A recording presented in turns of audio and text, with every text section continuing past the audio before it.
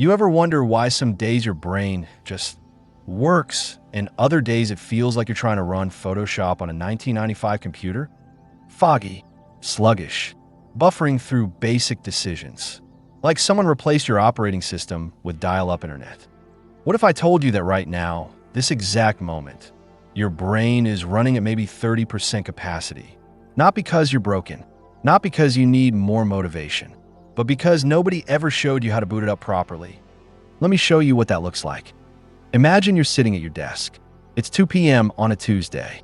You've been staring at the same paragraph for 20 minutes. Your eyes are open. Your body is present. But your brain? Your brain checked out somewhere around 11 a.m. and never came back. You try to focus. Nothing. You try to think clearly. Static. You try to make a simple decision and your mind just buffers. Loading. Loading. Loading. And here's the strange part. You can feel it happening. You're aware that you're not operating at full capacity. You know there's a sharper, clearer, more capable version of your brain somewhere in there. But you can't access it. It's like trying to remember a word that's sitting right on the edge of your tongue. You know it's there, but the connection is broken. So you reach for coffee. Third cup today. You scroll your phone, hoping something will jolt you awake. You stand up and walk around. Sit back down. Still nothing. Just fog. And you think, what's wrong with me? Why can't I think anymore? But here's what you don't realize, what you've never realized. This isn't a you problem. This is a boot up problem. Watching your brain try to start. Let me show you something. Pull back. Look at your morning like it's a computer startup sequence. Watch what actually happened. 6:47 a.m. System attempting to boot. Your eyes open. Your alarm is screaming. And before your brain even asks its first fundamental question, is it daytime? What mode should I be in? Your hand is already reaching for your phone.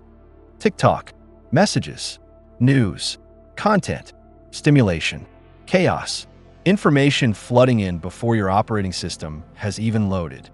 Your circadian rhythm, the internal clock that controls your energy, focus, hormones, sleep, hunger, literally everything, is asking, what time zone are we in? And instead of answering with sunlight, with nature, with the biological signal it evolved to recognize over millions of years, you're showing it a glowing rectangle of artificial blue light and social media outrage. Your brain doesn't know if it's noon or midnight. It doesn't know if you're safe or under threat. It doesn't know whether to wake up or go back to sleep. System error. Circadian rhythm desynchronized. 7:23 a.m. Stress protocols activated prematurely.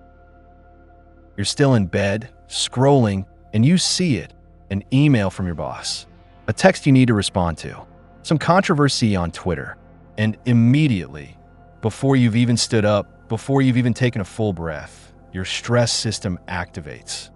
Cortisol spikes.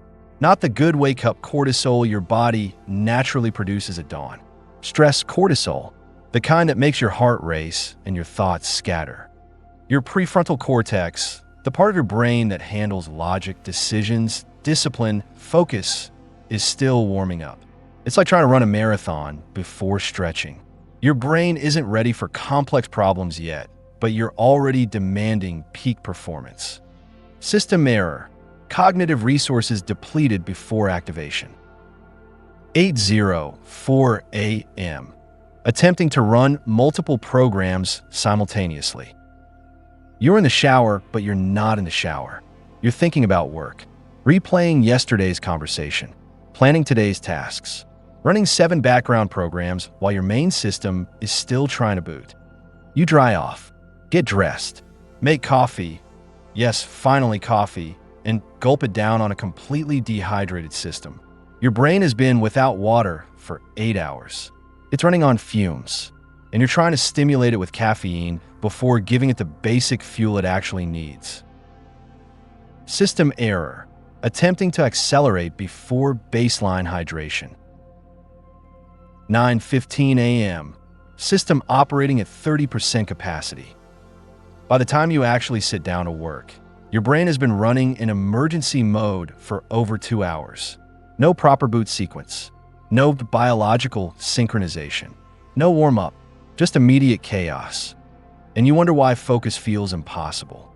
Why decisions feel hard. Why by 2 p.m. you're completely fried. You're not lazy. You're not broken. You're just running outdated software. And the difference between 30% capacity and 100%? It's not motivation. It's knowing the proper startup protocol. Now watch what happens when you run the proper sequence. Same morning, same brain, different protocol. 5:47 a.m.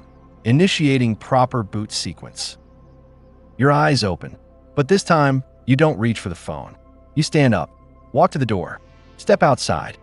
The moment sunlight hits your eyes, real, natural light, not a screen, something clicks. You can feel it, a fundamental biological signal that your brain has been waiting for. Within seconds, your circadian rhythm starts synchronizing. Cortisol rises naturally, gently, waking you up the way evolution designed. Serotonin production begins. Your internal clock sets itself. Okay, it's daytime. We're awake. Let's activate the day mode protocols. 5 to 10 minutes. That's all it takes. You're standing there like you're charging your soul, which in a way you are. This is your brain's operating system booting up properly for the first time in years. System status, circadian rhythms synchronized. Wake protocols engaged. 6 a.m., warming up cognitive systems. You're back inside, and here's the strange part. You haven't spoken yet. No conversations, no debates, no hot takes, just silence. Your prefrontal cortex, the logic center, the decision maker, the part that makes you human, is still warming up. You wouldn't deadlift 300 pounds without warming up your body. Your brain works the same way. The silence isn't aesthetic. It's strategic. Every sound, every conversation, every demand activates different parts of your brain before they're ready. Silence gives your thoughts room to form, reduces sensory overload, lets your cognitive systems come online gradually, naturally. You sit, close your eyes. 10 minutes of prayer or meditation, not to achieve enlightenment, to activate your parasympathetic nervous system, the part that tells your brain you're safe. You can think clearly. You don't need to scan for threats. You breathe, and with each breath, you feel the fog lifting. Not dramatically, just clearing, like your brain is finally loading the right programs in the right order. System status, prefrontal cortex warming up, stress systems regulated. 6:15 a.m., optional system shock. Cold shower. Yes, it sucks. That's the point. The shock of cold water spikes norepinephrine, natural focus enhancement without the crash. It also trains your brain's stress response. You're choosing discomfort on purpose, teaching your system, we can handle hard things. Discomfort doesn't mean danger. If you can handle a cold shower, you can handle whatever your day throws at you. System status, stress resilience upgraded, focus chemicals activated. 6:30 a.m., engaging peak performance mode. Now, finally, you sit down to work. Not email, not busy work. Your hardest, most mentally demanding task. The thing that actually moves your life forward. Timer set, 90 minutes. No distractions, no multitasking. Deep work. Your brain runs in natural 90-minute cycles called ultradian rhythms. During this window, your memory is sharper. Your attention is stronger. Your creativity flows. This is peak mental performance, but only if you've booted up properly. Push past 90 minutes without rest, and performance crashes fast. That's when the doom scrolling begins. But respect the cycle.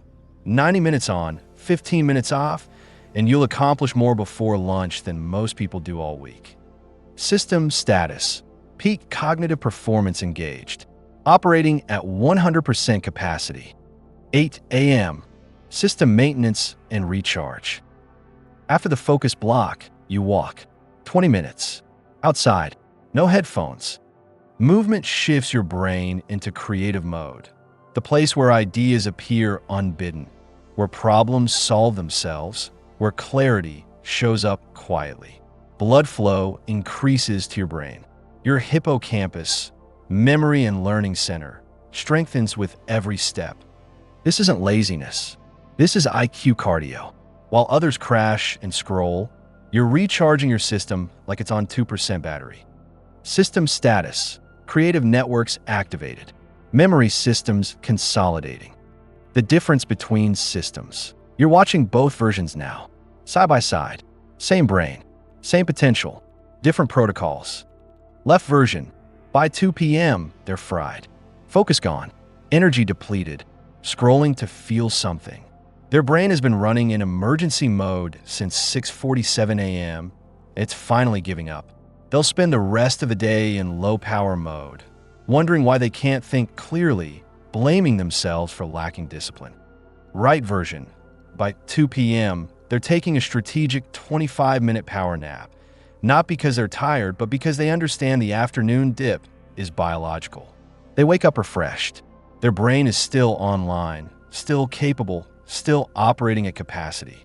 They'll work another focus block in the evening, learn something new around 5 p.m. when most people default to Netflix, and write 3 gratitudes before bed. Same 24 hours, radically different outcomes. The only difference, one knows how to boot up their operating system. The other is trying to run advanced programs on a system that never fully loaded. The truth about your brain. Here's what nobody tells you. Your brain is the most powerful tool you'll ever own. But it's not a machine you can abuse indefinitely. It's a biological system with specific requirements, specific rhythms, specific protocols. When you work with those requirements, sunlight for circadian rhythm, silence for prefrontal cortex warm-up, focus blocks for ultradian rhythms, walking for creative processing, sleep for system maintenance, your brain operates at capacity you forgot you had. When you work against them, scrolling first thing, constant stimulation, no rest, junk fuel, poor sleep, you're running at 30% and wondering why everyone else seems sharper, clearer, more capable. They're not. They just know how to boot up properly. The protocol starts tomorrow. You're not in that foggy 2 p.m. moment yet. You're here, right now, reading this. And tomorrow morning, you have a choice. You can grab your phone the moment your eyes open. Flood your system with chaos before it's ready. Spend another day operating at 30% capacity.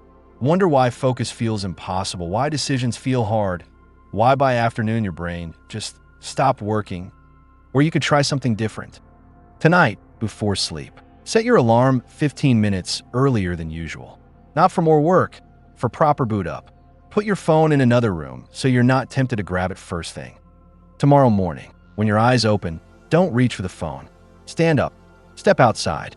Let sunlight hit your eyes for 5 to 10 minutes. Feel your system synchronize. Stay silent for the first 30 minutes. Let your prefrontal cortex warm up. Sit, breathe. 10 minutes of prayer or meditation, whatever reconnects you with something deeper than notifications. Then, only then, tackle your hardest task.